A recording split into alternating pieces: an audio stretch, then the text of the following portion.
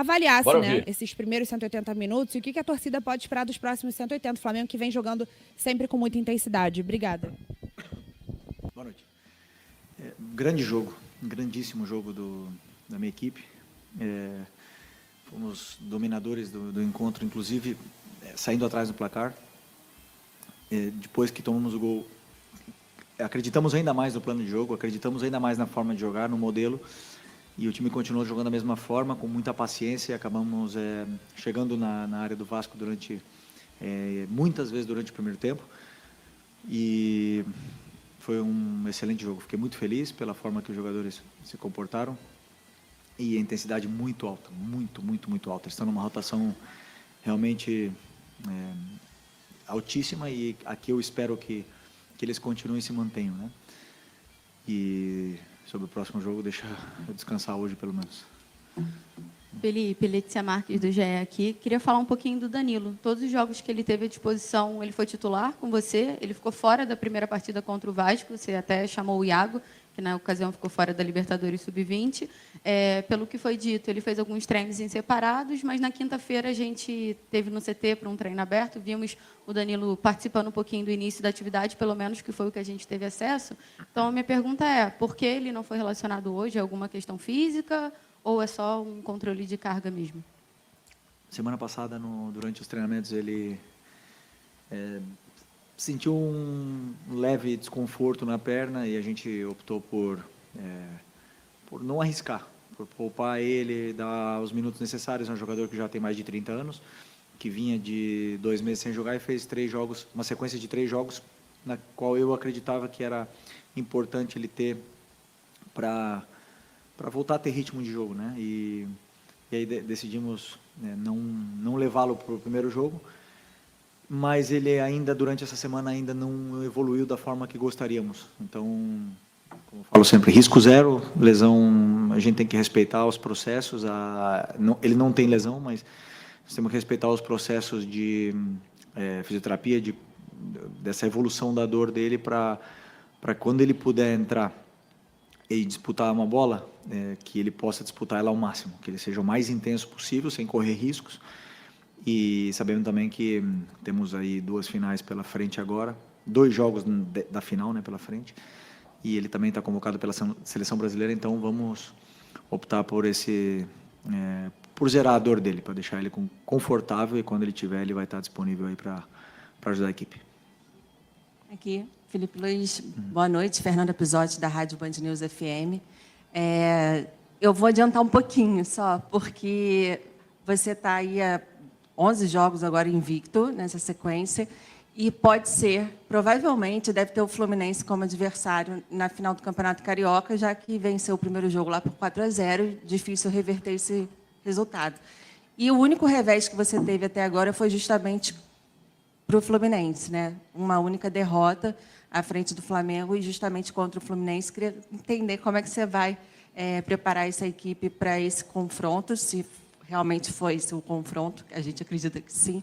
E como é que você está pensando esse Fla-Flu, mais um Fla-Flu, né? O Flamengo está indo à 7ª decisão consecutiva do Campeonato Carioca, ganhou 4 e perdeu 2, e justamente para o Fluminense também. Se você puder falar sobre a condição do Wesley e Bruno Henrique, como é que eles estão. Obrigada. Deixa eu descansar hoje, né? Deixa eu jantar tranquilo, e amanhã pensar no Fluminense. Ainda tenho o jogo do Vasco na cabeça aqui. Como você bem falou, o Fluminense ainda vai jogar contra o Volta Redonda, é uma grande equipe, tem grandíssimos jogadores. Para mim, tem um elenco diferente, elenco para estar na parte de cima da tabela. E a única coisa que eu penso agora é descansar hoje à noite, bem descansado, amanhã já começar a preparar esse jogo que vai ser na quarta-feira. E se eu não me engano, vai ser o 7º clássico em 11 jogos. É isso? É isso, pai? Mais ou menos, né? 7 jogos. Vamos fazer 8 clássicos em 12 jogos. Mentalmente, isso tem um peso muito grande para os jogadores. E, como sempre, vai ser um jogo muito difícil se a gente enfrentar o Fluminense na final, mas eles ainda têm um jogo pela frente. Felipe, Raíza Simplício, da Gol Brasil e da Placar. Eu queria entender, hoje você começou o jogo com o Varela novamente invertido, e você tinha o Alexandro e o Ayrton Lucas também como opção. Eu queria entender se foi uma opção física, técnica, tática, enfim. Por que você começou novamente com o Varela ali? Primeiro porque Alexandro e Ayrton Lucas voltaram de lesão, treinaram comigo essa semana. O Ayrton teve um pequeno trauma no joelho, né, e incomodou ele bastante durante esses dias aí de reabilitação. O Alex vem de uma lesão também, mas principalmente foi pelo momento do Varela. Assim, um jogador que faz tudo certo, que fez grandes jogos e não merecia sair da equipe. Esse foi o meu pensamento. Não merecia, nesse jogo de hoje, era um jogo para ele. E um cara que eu já falei para vocês, admiro muito, tenho prazer em trabalhar com ele e acredito e pensei que ele merecia ser titular no jogo de hoje, num clássico, depois de ter sido tão importante no primeiro jogo da semifinal. Aqui é Felipe, boa noite. Marcos Martins, do Canadec SRN. Queria te perguntar um pouco sobre como funciona mais ou menos o seu processo de avaliação na parte técnica, porque você tem hoje o Plata, que fez um excelente jogo, e aí o Luiz Araújo entra e também faz um excelente jogo. A torcida fica com as suas preferências assim por determinados jogadores. Como você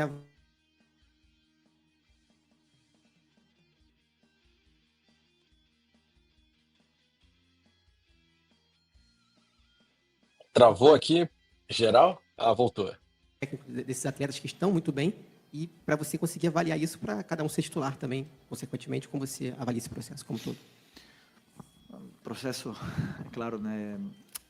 O treinador não pensa só em montar esse quebra-cabeça simples, né? Eu penso em muitas coisas, às vezes dá certo, às vezes não dá tão certo como a gente espera, mas eu sei que ter dois jogadores desse calibre, desse nível, e ainda por cima ter que jogar com eles improvisado, de certa forma, assim, numa posição onde eles não se sentem tão confortáveis, é um privilégio para mim, né? Mas porque os dois querem jogar, os dois querem ajudar a equipe. Um dos dois não iria começar hoje, ou pode ser que o Arrascaeta não começaria hoje, ou o Gerson, né? Estaria por decidir essa vaga. Optei pelo Plata por inúmeros motivos, né? Uma porque o Plata nos dá muito dinamismo no jogo, depois a fase defensiva dele é extraordinária, tem um ritmo que aguenta alta intensidade durante os 90 minutos, hoje 88, 87 minutos. E o Luiz Araújo, porque eu não penso só nos 45, eu penso em 90, e o Luiz Araújo é muito forte quando ele entra no segundo tempo. Isso não quer dizer que ele vai ser reserva e só vai entrar no segundo tempo.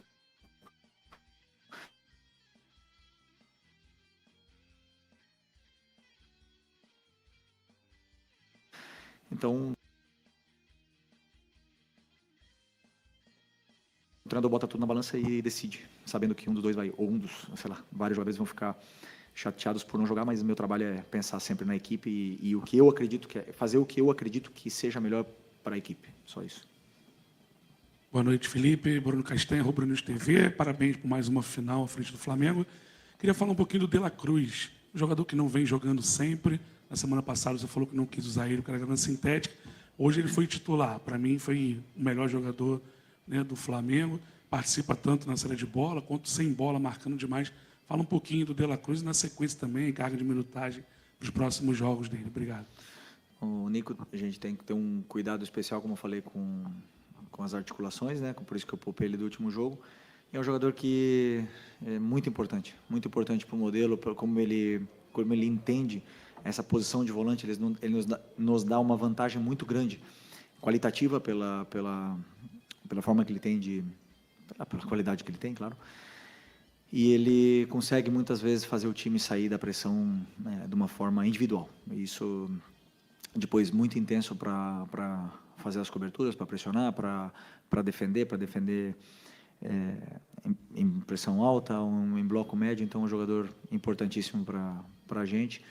E eu tenho a plena convicção de que, dosando e sabendo utilizar ele vai sempre nos oferecer a melhor versão dele. Então, esse é o meu trabalho, não sempre eu vou acertar, né, de escolher os jogos certos para ele jogar, mas acredito muito de que aliás, além disso, né, tem o Alan, que está muito bem, e aí você falou do melhor, o Eric, vocês viram de novo o jogo que ele fez, um jogo impecável, e tem o Everton, que eu não coloquei nos últimos jogos, que também está totalmente pronto e preparado para ajudar a equipe também, do mesmo nível que eles, então estou bem servido. Boa noite, Felipe. Léo José do Coluna do Fla. No começo do ano, alguns jogadores se queixaram da qualidade do gramado do Maracanã, que estava muito duro, muito seco. E na semana passada a gente teve o jogo no sintético do Engenhão. E agora vai ter mais uma sequência de jogos no Maracanã. Eu queria saber se, depois de um tempo pausado, sem jogos, se o gramado do Maracanã está melhor. Hoje, você olha o campo e fala, poxa, aqui dá para desempenhar um bom futebol, ou ainda tem muita coisa a melhorar?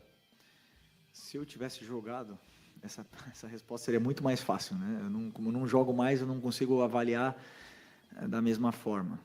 Eu sei que os jogadores, já falei 500 vezes, né, que sofrem com a bola, e o gramado baixo faz a bola ficar mais viva ainda.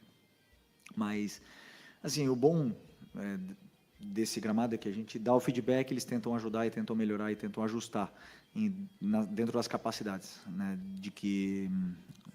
dentro da capacidade que a empresa tem de gestionar esse estádio, essa grama que deve ser tão difícil, né, de gerir e fazer ela ficar perfeita. Perfeita tapete ela não está, mas acredito que está numa forma razoável aí para praticar um bom futebol. Felipe, boa noite. Bruna Medeiros, do Desfla.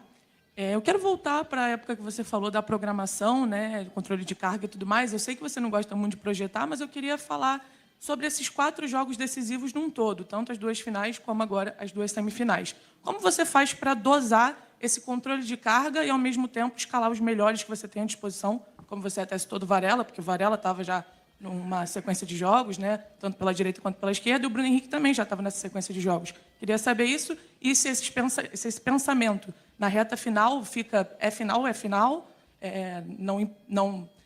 não tem mais aquele pensamento de dosar muito, porque é jogo decisivo, ou se você continua priorizando essa questão de controle de carga. Obrigada.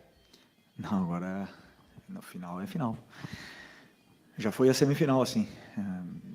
Conseguimos dosar bem durante toda essa fase inicial da Taça Guanabara. Conseguimos dar minutos para todo mundo, tirar minutos dos jogadores que não aguentam talvez uma carga de minutos tão elevada durante o ano, mas alguns jogadores tivemos que extrapolar, né? Então, normal. Tudo que vem acontecendo é absolutamente normal e dentro do que a gente planejou, mas semifinal é final. Com certeza nós vamos ir com força máxima para vencer, para tentar vencer, da mesma forma que o adversário vai fazer com a gente. Okay? Boa noite, Felipe. Tudo bom? Pedro Ramos, da Sintonia Esportiva. Recentemente, o Lédio Carbono, do Grupo Globo, comentou que o Flamengo não enxerga mais o Vasco como rival. São 32 jogos, 19 vitórias lá do rubro-negro. Eu queria saber se você e o seu elenco têm uma preparação diferente para jogos contra o Vasco, ou se é mais um jogo, entre aspas, qualquer. Se realmente essa postura vista pelo comentarista é, de fato, algo presente no ninho do Flamengo não enxergar mais o Vasco como rival. Obrigado. Brincadeira. O treinador enxerga todo mundo como se fosse o Manchester City. Para mim, sempre o adversário que eu vou jogar é o melhor time do mundo. É difícil, né? Todos os adversários são bons, têm qualidade, e talvez pelos últimos anos, né, de a disparidade financeira, tirou um pouco esse clássico, esse nome assim tão pesado para o torcedor. Para os jogadores, esquece. O nível mental, é só você ver. A gente estava 1-0 de vantagem e os jogadores entraram jogando o jogo da vida, porque clássico é clássico, ele tira o melhor de cada jogador, os jogadores grandes crescem, jogadores que não estavam tão bem vão apresentar a sua melhor versão. O Vasco teve uma oportunidade grande de melhorar outra vez contra a gente e se organizaram bem para tentar fazer um bom jogo. Então, é muito difícil, e isso principalmente tem um peso mental nos jogadores, onde se tem como é que eu posso explicar? Se tem uma bola que vai sair e ele acha que dá para chegar, ele vai tentar até o final. Todo mundo corre até o último segundo do jogo, como foi. A gente estava pressionando com o jogador com cãibra, a gente estava pressionando dentro da área do Vasco até o último minuto. E isso, o clássico, ele tira, né? Então, como eu falei, vão ser 8 provavelmente, né, se o Fluminense ganhar, vão ser 8 clássicos em 12 jogos. Isso, mentalmente, para os jogadores, é um peso grande. Fisicamente, acredito que seja a melhor preparação possível, mas mentalmente é um desgaste grande, porque vocês viram como é que é tenso esse jogo e no limite da agressividade. Felipe, boa noite. Boa noite. Parabéns pela vitória. Queria pedir um pouquinho licença do jogo e dizer o seguinte, que alguns jornais em alguns estados brasileiros já estão exaltando o seu trabalho. Eu sei que está no início ainda, estamos também, obviamente, no início da temporada, mas as manchetes estão assim: Filipe Luís é o treinador com a maior invencibilidade do país. São 22 jogos, ao lado do Carpini e do Vitória. São 2 treinadores jovens que assumiram as equipes no ano passado. Eu me recordo de uma fala do Boto também, quando ele chegou no início do ano. Ele disse que ele ia fazer de você um exemplo para acabar com a hegemonia dos treinadores portugueses e estrangeiros. Eu queria que você analisasse como um todo esse trabalho que está sendo feito, está bem no início ainda, mas que já tem muita gente já elogiando. Obrigado. Obrigado pela tua pergunta, até foi muito extensa, mas eu vou ser bem curto. Como treinador, a gente vive sem confiança. A gente vive achando que, como eu falei, o adversário é o jogo mais difícil e nunca subestima a ninguém. E a única coisa exclusivamente que eu penso é no próximo jogo. Eu não posso pensar em como é que fala, em número de jogos sem tomar gol, em número de jogos de vencibilidade, não. A única coisa que eu penso é o próximo jogo. Mais nada. Então, se você me falar dos últimos, não sei quantos jogos passaram desde que eu comecei a ser treinador, nem penso mais, porque a única coisa que me vai manter nessa cadeira aqui é ganhar o próximo jogo. Então, essas manchetes aí são para vocês. Bom que falem bem, né? Quando as coisas não vão bem, não será assim, mas eu estou preparado, foi o caminho que eu escolhi e sou muito apaixonado e estou desfrutando muito do processo, desse aprendizado grande que está sendo cada semana de preparação para os jogos. Felipe, boa noite. Boa noite. Parabéns pela classificação. Gabriel Reis, canal Paparazzo Rubro Negro, revista Placar. O Flamengo tomou um gol, o primeiro do Rossi em campeonatos cariocas. Ele estava 18 jogos sem tomar um gol. O Carille falou no jogo passado que os jogadores do Vasco não estavam conseguindo ter cabeça para poder digerir quando tomavam um gol, né? Entender, não entrar, saíam do jogo quando tomavam um gol. E eu queria te fazer essa pergunta: esse gol foi importante para o seu time tomar na hora que poderia tomar esse gol? Porque o Flamengo tem essa coisa que você acabou de falar, o recorde, tantos jogos sem tomar o gol, o Flamengo toma um gol e você tem a possibilidade de ver como o seu grupo reagiu virando até o jogo, né? Ninguém gosta de tomar gol. Ninguém gosta. E mais, eu que joguei a minha carreira inteira na defesa, sei o ruim que é tomar gol. Mas, para mim, o mais importante foi isso. Que, mesmo tendo tomado gol, os jogadores acreditaram mais ainda no que era o plano de jogo, no que foi pré-estabelecido para aquele jogo. E não vi ninguém, absolutamente ninguém, fazendo alguma coisa diferente do que a gente combinou. Isso mostra um time maduro, um time sólido, que não se deixa influenciar pelo externo, senão que joga com a cabeça pensando única e exclusivamente no campo. E a gente viu a melhor versão de vários jogadores ali, tiveram tempo e espaço para poder performar da forma que performaram e fazer um grande jogo. Então, assim, como eu falei, tomar gol é sempre um alerta, nos liga um alerta. Não, o fato de ter tomado o gol não é o que vai fazer eu treinar bola parada a semana inteira. Senão eu vejo as chances que o adversário cria, ou até mesmo as que não acabam sendo finalizadas, mas que tem uma sensação de perigo, porque poderia ser que o adversário criasse mais chances. Então, isso é o que eu olho durante essa correção durante a semana para poder corrigir e prevenir para os próximos jogos. Então, os jogadores têm que saber que cada erro que acontece, normalmente acontece, eles vão ser corrigidos e foram poucos erros nesses jogos contra o Vasco. Foram pouquíssimos erros que a gente cometeu e passamos de uma forma muito merecida. Oi, Felipe aqui. David Sharp, do Antenados na Jogada. Parabéns pela vitória, pela classificação, pelo trabalho excelente. E eu queria fazer uma pergunta parecida com a que eu fiz no sábado passado, porque eu acho que você não entendeu quando eu perguntei sobre estágio da criação de jogadas do time. Aí eu te pergunto agora, você falou que gostou da atuação do time, que o time foi bem, hoje, inclusive, mas eu te pergunto, você já falou sobre o Pulgar um pouquinho, sobre o De La Cruz, aí eu te pergunto sobre o Gerson, sobre o Arrascaeta, que são esses jogadores que formam o meio de campo do Flamengo, né, o setor de criação, prioritariamente.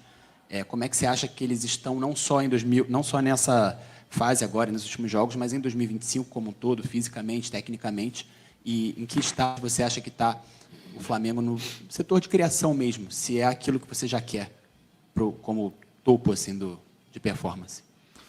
Eu acredito que sempre podemos evoluir, sempre. Nunca vou me conformar com uma atuação e sempre vou achar coisas que detalhes micro, que podemos melhorar e evoluir como individualmente e também como equipe. São jogadores totalmente consolidados, jogadores grandes. Você falou do Eric, do Nico, do Gerson e do Arrasca, que formaram o meio-campo hoje. É um meio-campo que já jogou junto muitos jogos, que se conhecem bem, se entendem, se procuram.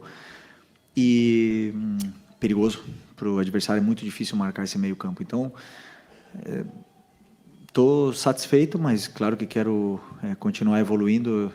Mas o que, assim, como eu falei hoje, o plano de jogo passava muito pelos zagueiros também, né, pela construção dele, e nós estamos vendo um nível talvez nunca visto aqui, né, de qualidade da saída de bola dos zagueiros no Brasil. Sinceramente, estou impressionado com o que eu estou vendo dos meus zagueiros construindo o jogo e fazendo a bola chegar até esses jogadores determinantes. E aí ali na frente tem jogadores que alguns dias vão estar mais finos, outros que vão estar mais letais, outros não tanto, né, não tão criativos, mas o importante é que as jogadas sejam criadas para que depois possa ser finalizadas também. Mas hoje eu gostei bastante também da verticalidade que o meu time teve. Beleza? Oi, Felipe, boa noite. Parabéns pela vitória, Marcelo Corrêa da TV Globo. Antes mesmo de assumir o cargo de técnico do time principal do Flamengo, eu lembro de entrevistas suas dizendo que referências de treinadores certamente seriam Jorge Jesus e Simeone, que têm estilos táticos bem distintos, mas têm uma característica em comum, que é a intensidade que eles exigem dos jogadores em vários momentos da partida. E a gente, passando em revista esse Campeonato Carioca do Flamengo, vê essa intensidade em praticamente todos os jogos, pouquíssimos momentos de uma rotação mais baixa. Eu queria entender o quanto é possível fazer isso numa temporada inteira, pela sua própria experiência como jogador, né, aplicando agora como treinador, e se ainda tem uma margem para crescer. Eu não consigo enxergar o futebol moderno sem intensidade. Eu não consigo ver um jogo sem intensidade. Eu assisto muito jogo mesmo, muito futebol. Amo assistir jogo. E principalmente das grandes ligas. E hoje o jogador que não tem intensidade não está nesses campeonatos. O jogador se transformou. Além de ter qualidade técnica, ele tem potência, é um jogador que tem tanta velocidade, mas também tem resistência. Então nós estamos vendo um novo tipo de atleta, né, disputar esse esporte. E porque o jogo moderno, o futebol moderno, pede essa intensidade. Eu peço muita intensidade para os meus jogadores, e os que mais correm muitas das vezes são os atacantes do meu time, são os jogadores de frente, porque são os que mais têm que fazer movimentos em alta intensidade. Então, com certeza eu acredito que pode se manter, porque correndo certo, todo mundo pensando da mesma forma, se corre melhor, se corre menos, se corre mais intenso, mas corre menos. Então, acredito sim que podemos evoluir, mas o nível de intensidade que eu estou vendo na minha equipe é o sonhado quando eu cheguei aqui antes de assumir. Isso se constrói desde os treinamentos, porque esses jogadores aí, eles dão a vida em cada treino. Então, o que você vê no treino, você vê no jogo. E por isso que eu estou tão feliz com o que eu estou vendo até o último segundo do jogo, meus jogadores dentro da área do adversário pressionando. Isso é importante para mim.